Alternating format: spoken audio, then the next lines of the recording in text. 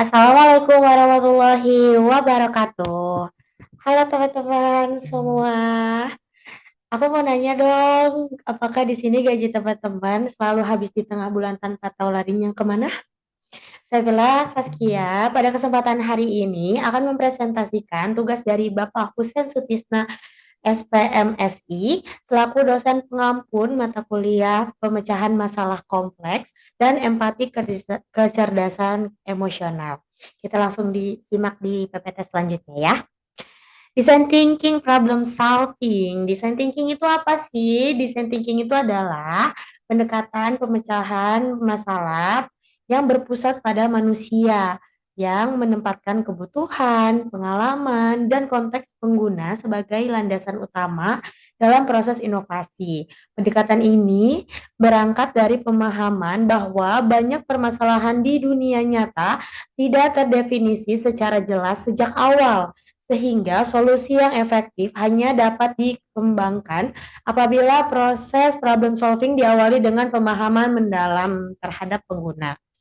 Selanjutnya, ada 5 tahapan design thinking yang dapat kita terapkan, yaitu yang pertama adalah empati. Empati ini merupakan tahapan untuk memahami pengguna secara mendalam melalui observasi, wawancara, dan pengalaman langsung.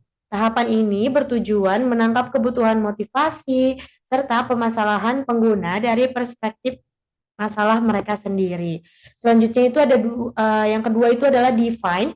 Define adalah tahapan merumuskan masalah secara spesifik berdasarkan hasil empati. Data dan insight yang diperoleh disintesis untuk menghasilkan pernyataan masalahnya yang fokus, relevan, dan berorientasi pada pengguna. Yang ketiga, itu ada edit. Edit itu merupakan tahapan eksplorasi ide, solusi secara luas dan tanpa pembatasan awal. Proses ini bertujuan membuka berbagai kemungkinan solusi sebelum dilakukan penyaringan dan pemilihan ide. Selanjutnya yang keempat itu ada prototype, yaitu adalah penerjemahan ide terpilih ke dalam bentuk nyata seperti skema, model sederhana, atau simulasi. Prototype berfungsi sebagai alat berpikir dan alat belajar untuk menguji asumsi. Selanjutnya yang kelima, yang terakhir itu adalah tes. Tes merupakan tahapan pengujian prototype kepada pengguna untuk memperoleh umpan balik. Hasil pengujian digunakan sebagai dasar evaluasi dan penyempurnaan solusi melalui proses iterasi. Nah, aku juga ada ambil salah satu studi kasus yang biasanya itu apa yang biasanya itu terjadi di kehidupan sehari-hari kita, terutama di diri kita pribadi. Kasusnya itu adalah mengatur keuangan pribadi. Masalahnya itu adalah boros. Gaji selalu habis di tengah bulan tanpa tahu larinya kemana. Nah, berdasarkan pengamatan saya, empatinya itu adalah bahwa godaan terbesar itu adalah sebenarnya jajan kopi ya, jajan kopi ketika bekerja itu godaan banget. Itu benar-benar godaan banget kalau buat aku. Terus apalagi kayak ditambah ada notifikasi kayak diskon di aplikasi, entah itu di GrabFood atau di GoFood kayak gitu. Itu juga jadi makin lebih pengen jajan gitu loh. Terus selanjutnya itu ada define. Define ini masalahnya adalah akses uang jajannya ini terlalu mudah guys, teman-teman. Jadi terlalu mudah untuk diakses. Jadi kita lupa batasan gitu. Kita cuma tinggal scan doang di barcode, masukin nominal, habis itu masukin password, udah uang jajan kita tuh pasti otomatis berkurang seperti itu. Terus lanjut lagi ini ada edit. Edit ini aku sempat bikin kayak pakai metode amplop gitu. Jadi aku bagi dua rekeningku. Yang pertama itu ada rekening tabungan, yang kedua itu rekening jajan.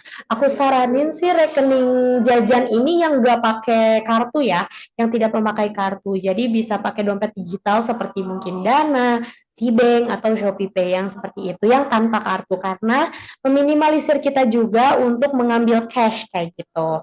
Ya, selanjutnya ini yang keempat itu ada prototype. Nah, prototipe ini itu mencoba memindahkan budget jajan ke dompet digital kita secara terpisah dan hanya 500.000 untuk 2 minggu gitu. Nah, 500.000 itu untuk jajan kita benar-benar hanya jajan aja itu di 2 minggu. Nah, terus bisa kita buktikan di tes di step yang kelima, ini yang terakhir, jika di hari ke-10, berarti kan kalau 2 minggu berarti 14 hari. Kalau misalkan di hari ke-10 uangnya sudah habis, berarti kita bisa mengevaluasi kira-kira nih budgetnya yang kurang atau kontrol dirinya yang harus emang kita perbaiki. Seperti itu. Ya, aku juga ada salah satu video yang mungkin bisa kita simak sama-sama. Ini salah satu video yang mungkin bisa membuat teman-teman juga untuk mengevaluasi kira-kira cara mengontrol uang, cara mengontrol diri itu seperti apa. Boleh kita simak ya di video selanjutnya.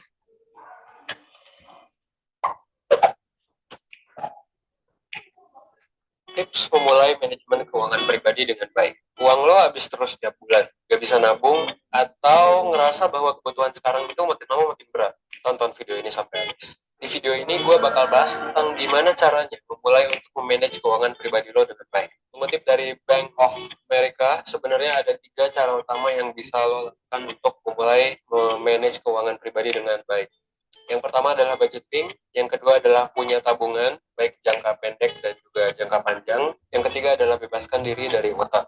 Pertama, budgeting atau ngatur anggaran. Mungkin terkesan receh, kayak ya karena namanya budgeting itu intinya adalah lo ngatur dan nyatur anggaran lo.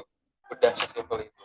Tapi sayangnya dikit banget nih yang ngelakuin budgeting ini, dan buat lo yang mungkin belum ngelakuin ini, besar kemungkinan lo gak tahu spending atau pengeluaran sebulan lo itu banyaknya habis buat apa. Karena kadang uang yang kita keluarin gak kerasa aja gitu, tiba-tiba habis. Kayak gue sendiri nih, pas pertama kali mulai analisis budget gue selama sebulan, setelah dilihat-lihat, ternyata biaya untuk parkir, bensin, makan sehari-hari itu bisa membludak kalau emang gak kita atur. Dulu juga gue tuh punya hobi nongkrong dan ngopi. Dan tiap ngopi, gue pasti ngabisin 30 sampai 50 ribu setiap ngopi. Ya gak kerasa lah itu keluarin uang segitu di Jakarta. Tapi pas gue jumlahin, ternyata biaya ngopi itu bisa jadi lebih mahal daripada biaya makan gue. Dan gue baru sadar hal itu ketika gue pertama kali ngatur budget. Makanya kalau lo belum pernah bikin nih budgeting dan analisis budget lo selama sebulan, gue saranin lo lakukan sekarang. Karena sekali lagi, besar banget kemungkinan lo gak tahu uang lo tiap bulannya itu ngalir kemana. Entah mungkin ngalir ke rokok, atau buat makanan ringan, atau apapun itu yang tanpa sadar, kecil-kecil tapi ternyata biayanya membludak. Jadi PR pertama buat lo adalah menganalisis budgetnya dan bikin budget. Yang kedua, punya tabungan, baik jangka pendek maupun jangka panjang. Lo tau gak sih kalau misalnya di tahun 2017, Go Banking Rates, sebuah lembaga di Amerika membuat penelitian. Mereka bikin survei dan ternyata ada 41% millennials yang nggak punya tabungan cadangan sama sekali. Jadi mereka ini hidup dari paycheck ke paycheck aja, dari gaji doang, dan gajinya itu langsung habis selama sebulan. Gak ada yang ditabung. Kalau lo juga kayak gitu, gue gak kebayang nih kalau misalkan tiba-tiba lo sakit, atau misalkan lo tiba-tiba gak kerja lagi, ya uangnya dari mana gitu loh untuk bayar biaya hidup. Makanya kalau belum punya tabungan, mendingan dari sekarang lo mulai rencanain gimana nabung mulai bulan depan. Kalau lo bingung mau nabung sampai berapa, nabung aja sampai jumlahnya itu 3 kali dari biaya hidup lo setiap bulannya. Ini namanya dana darurat. Biar lo bisa tenang kalau misalkan ada apa-apa. Anggap aja tabungan lo itu sebagai dana yang bisa dipakai kapan aja, tapi pas lagi emergensi doang. Nah, habis punya dana darurat, lo bisa mulai rencanain juga nih tabungan jangka panjang. Buat apa? Banyak. Misal buat keperluan pensiun, nikah, beli rumah, mobil, atau hal-hal lain yang sebenarnya lo pengen beli atau lo siapin buat nanti. Yang ketiga, bebaskan diri dari utang. Kalau yang ini udah jelas kali. Selama lo punya utang, ya lo akan punya beban lain selain biaya hidup lo. Dan ini pastinya bakal bikin kita stres. Bisa jadi juga punya utang ini bikin kita jadi pengen utang terus-terusan. Dan akhirnya jadi siklus. Habis lo ngutang, lo gak bisa bayar. Habis itu lo ngutang lagi ke orang buat bayar. Dan lo gak bisa bayar lagi, terus lo ngutang lagi, dan seterusnya, dan seterusnya. Nah, itulah 3 hal yang menurut gue penting untuk memulai manajemen keuangan pribadi dengan baik. Nah, terkait dengan prioritasnya, lo tentuin aja berdasarkan kondisi keuangan lo saat ini. Kayak, kalau misalkan lo ngerasa kalau lo harus lunasin utang dulu sebelum nabung, ya silahkan lunasin dulu. Atau kalau misalnya sebaliknya, misal lo ngerasa ternyata lebih urgent nih buat nabung dulu, ya sesuaiin aja dengan kebutuhan lo nabung dulu atau gimana, kayak gitu. Jadi fleksibel, tapi tiga hal ini sebenarnya adalah kuncinya. Untuk prioritasnya lo bisa sesuaikan dengan kebutuhan sehari-hari lo dan tujuan jangka panjang lo juga. Oke, mungkin sekian video dari gua. Jangan lupa like, komen, dan subscribe karena akan ada video baru setiap harinya setiap jam 7 malam. Share juga video ini ke teman lo yang mungkin membutuhkan. Gue Evan dari 1%. Kasih ya udah nonton video.